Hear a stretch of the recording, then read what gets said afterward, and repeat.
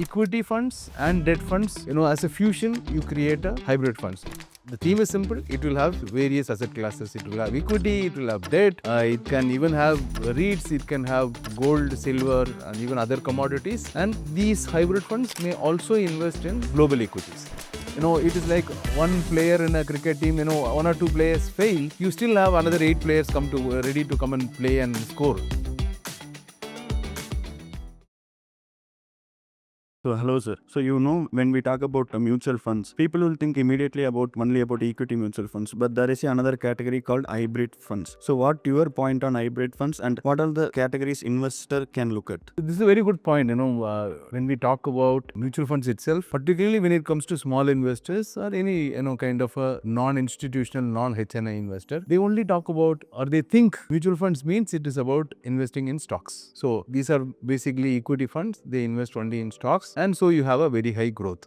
Mutual fund also has various other categories. If I have to go into all the micro categories, there are so many. Hybrid itself, there are so many categories. Hybrid fund is also a category, where retail investors can invest. It doesn't mean there are not other categories. Even there are debt funds. So equity funds and debt funds, as a fusion, you create a hybrid fund. So the fusion of that is hybrid funds. So in a hybrid fund, basically the theme is simple. It will have various asset classes. It will have equity, it will have debt, it can even have REITs, it can have gold, silver, and even other commodities. And these hybrid funds may also invest in global equities. So based on the investor's requirement, their time horizon, their risk appetite, they can also look at hybrid funds. There are categories of hybrid funds which can come very close to even equity funds in terms of returns. And in volatile market conditions or situations where equity markets are not poised to give a great return, a hybrid fund can even outperform a equity fund in that kind of a scenario. So a mix of equity and hybrid will make a portfolio prepared for performance in terms of returns, as well as also to cope up when there are downside movements in the market. Yeah, so well said, sir. So what about the categories of mutual fund? There are several categories in the hybrid fund itself. So the most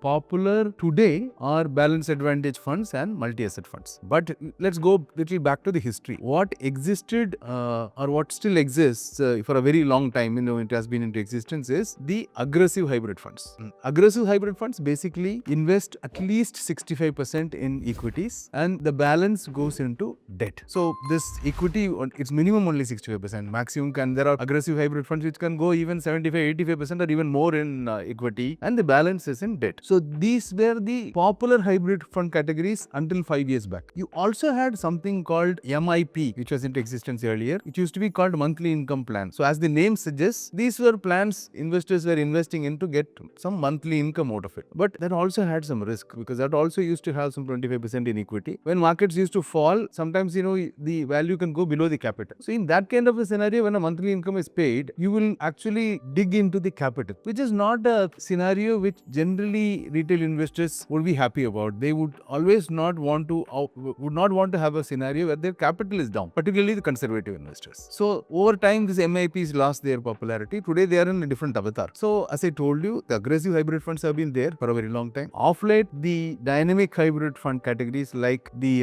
multi-asset funds and balanced advantage funds are getting popular. Then you also have arbitrage funds. Arbitrage funds are basically for parking. Somebody wants to park for say 3-6 month or a 1 year period where their exit period may be uncertain. They may need it after 1 year. Sometimes there may be a possibility they may need it even in 4 or 5 months. That is the case also. They can look at this arbitrage funds. Arbitrage funds can give say 5.5 to 7% annualized returns, but they have an advantage when the investment is more than a year old, even less than a year old.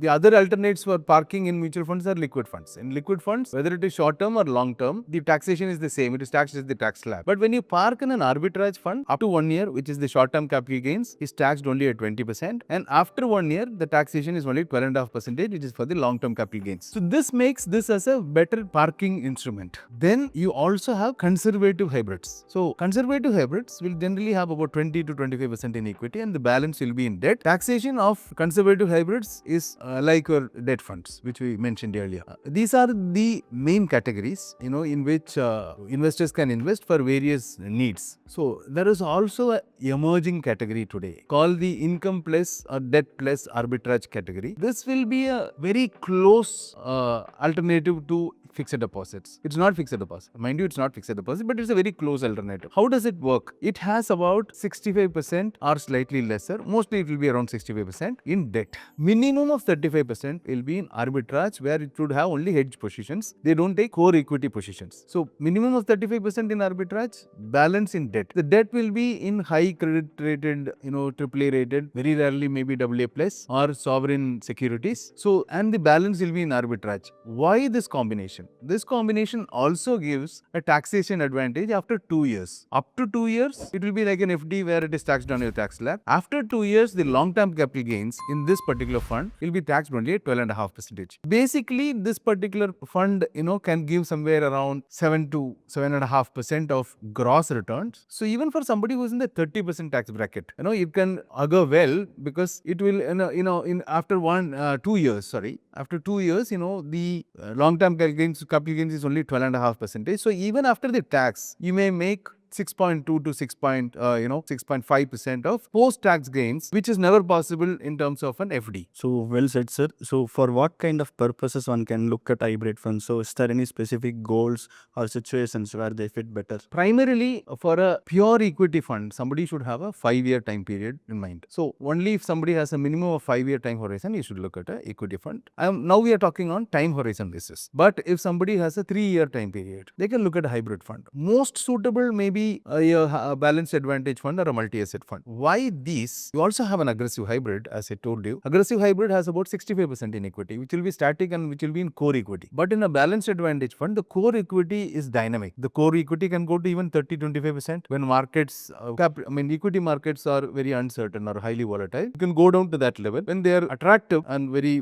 attractively valued or priced, they can go even 65% or more in core equity. So when markets are good, they make very high alpha. When markets are uncertain or in a bearish mode, they can reduce the risk by bringing down the core equity exposure. Because of this, for a shorter period like a 3-year, these dynamic hybrid funds, where the equity and debt composition is not static and changes according to the market scenario and opportunity, will be better. And for that matter, it will be balanced advantage fund and multi-asset. So now, if somebody has a even slightly more, time horizon between 3 and 5 years, he can look at a aggressive hybrid fund. 3 and 5 years, the returns can be slightly more, say 1-2% more than a balanced advantage or a multi-asset. And if somebody is looking for parking, it is arbitrage, 3 years to 1 year. If somebody has a 1 year to 3 year time period, then he can look at something called the equity savings fund, which we did not mention in the categories earlier. How equity savings works is, it has core equity plus the arbitrage will be 65%. So what happens is, core equity here generally is, most of the funds will keep the core equity as 20 to 30%,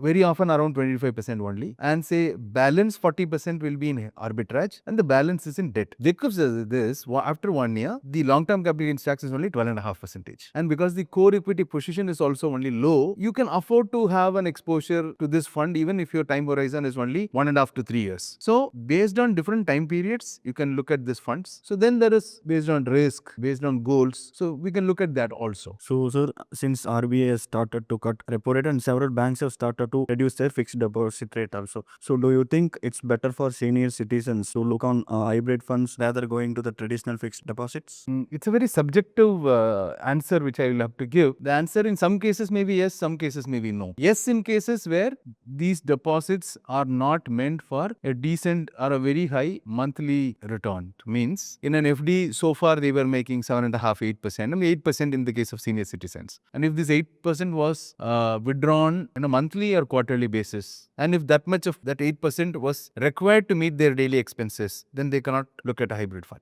If they are okay to take returns from this, and if they may not need the money for at least 2 years or more, then they can look at hybrid funds. So after 2 years, if they want to withdraw monthly or quarterly, then they can have a systematic withdrawal plan initiated. So ideally, after 2 years, if the capital has grown from 100 rupees has become say 120, maybe at that level they can look at 7 or 8% monthly withdrawal from the capital, from their original capital. And I would not say from the current value, from the original capital, 7-8% is fine. So why 7-8% from the original capital only is, so that may be, if you take on the current capital, it may be only around 6%, 5.5-6%. At that level of withdrawal, the chances of you getting into the capital or going less than the capital in value in a normal bear market is very low. So again, the intent here is to keep the capital not disturbed or less than the capital at any point of time and to do withdrawals. Also, if somebody is looking at no withdrawal in the next 3, 4, 5 years, they can even look at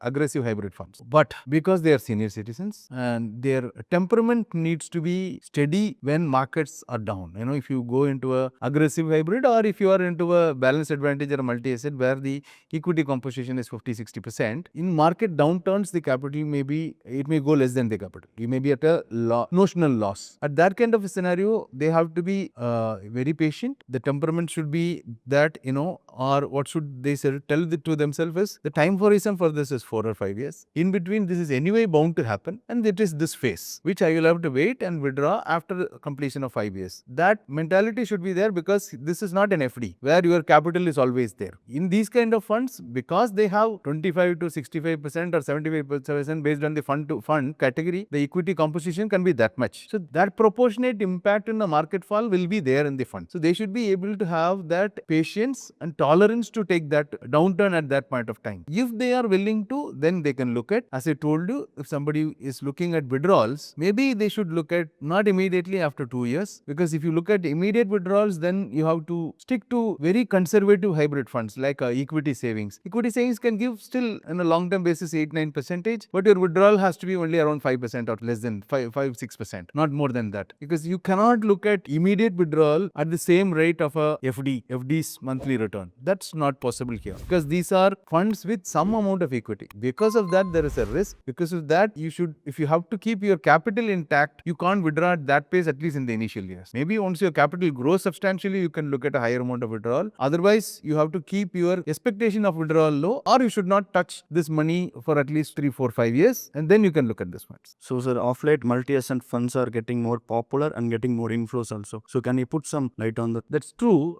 The reason multi-asset funds are getting more popular also is they are more of an all-weather fund compared to the other categories. Why? A multi-asset fund has the opportunity and space to invest in domestic equities, debt, in commodities, gold, silver, and even crude they can. And they can invest in REITs, InvITs. They can also invest in global equities. So, one category which has the exposure to maximum number of asset classes is multi-asset. So, that is why it is all-weather. When equities are down, maybe a gold will do well. When at that time a debt may do well. Sometimes you may get a good return from a REIT or an InvIT when other asset classes may not be so great in terms of the return productivity. And sometimes when your domestic equities may not do well, your global equities may do well. So if you have a decent mix of all this, you may get the best of returns out of that based on the exposure they have. And also in a downside scenario for a particular asset class, there might be other asset classes which will come and play a front foot, or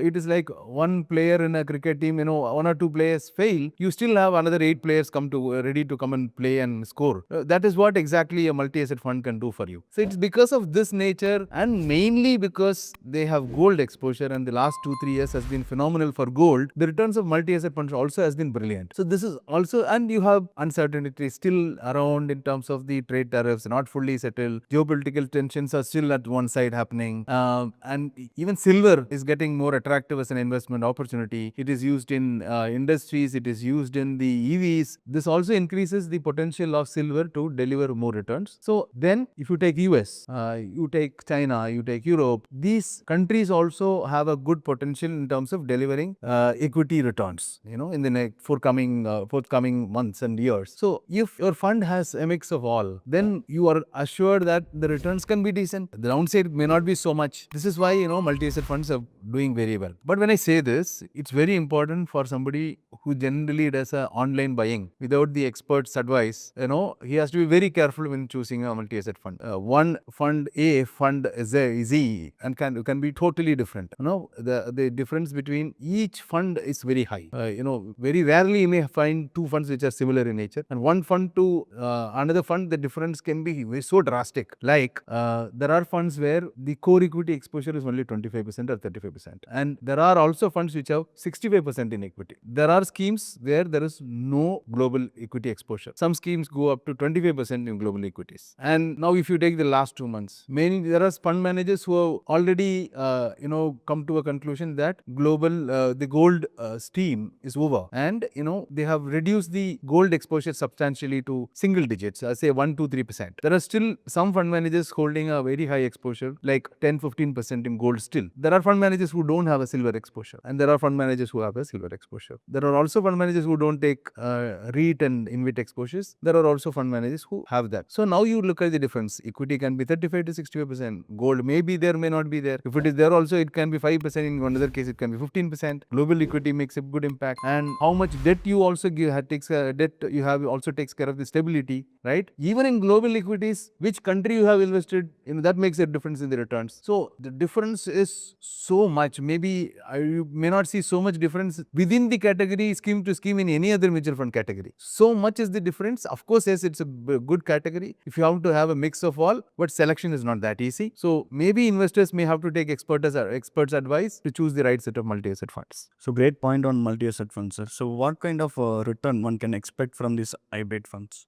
Aggressive hybrid.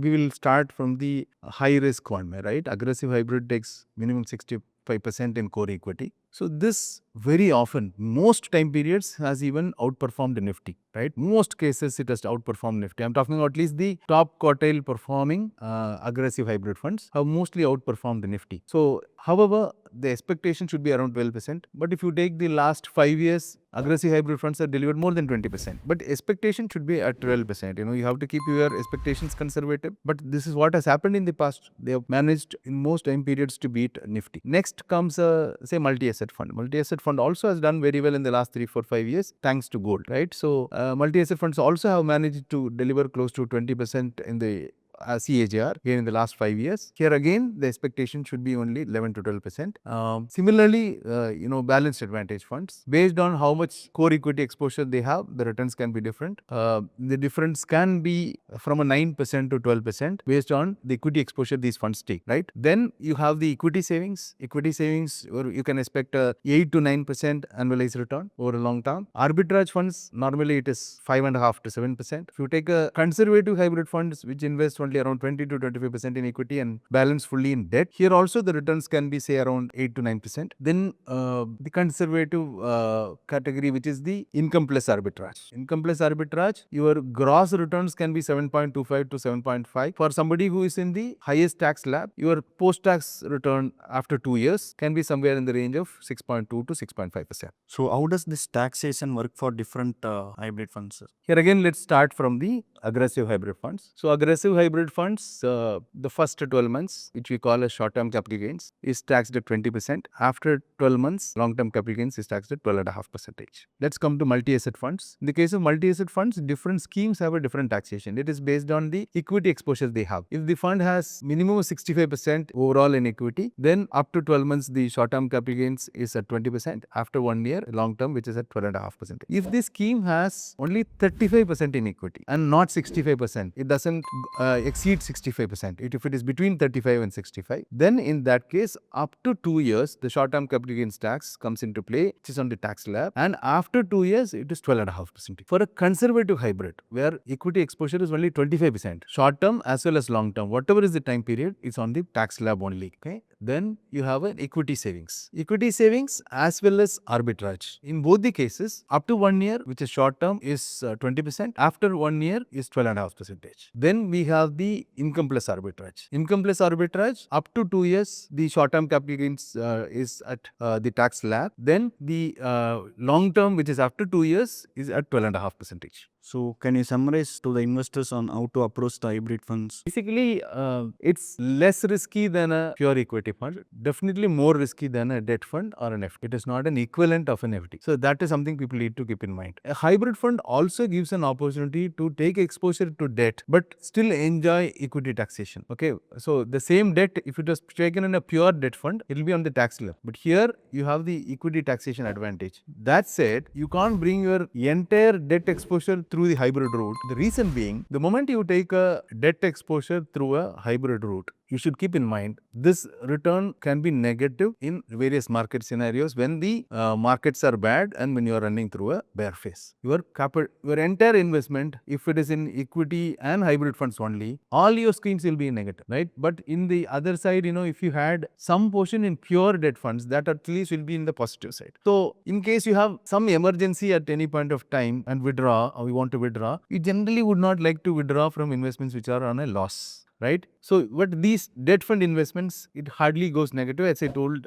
sometime, it will be maybe negative when interest rates suddenly go high for 1 or 2 weeks. Otherwise, these investments at least will stay positive with whatever returns. So, you can comfortably go and withdraw from there. So, you have to look at returns as well as risk management. So, you can play your asset allocation with the hybrid funds. That doesn't mean all your debt allocation should come through the hybrid funds. You can't do it that way. And we can take monthly withdrawals, quarterly withdrawals. You need to be very careful when you are withdrawing and how much you can withdraw. When we say your debt funds can give that 10 to 12%, that doesn't mean I start investing today and from next month I can start withdrawing 10%. That's not going to be possible. And though this gives all the facility of withdrawal on monthly, quarterly, annually, all this, please keep in mind, this doesn't mean this is an FD. This is not equal to FD. You may have all the facilities here, but it is not equal to FD. It can go down because these are hybrid funds. It may go down lesser, but it can still go down. That is the reality of hybrid funds. There is one other advantage these hybrid funds have over an FD. If somebody can look at this, as I told you, they can give a longer time frame.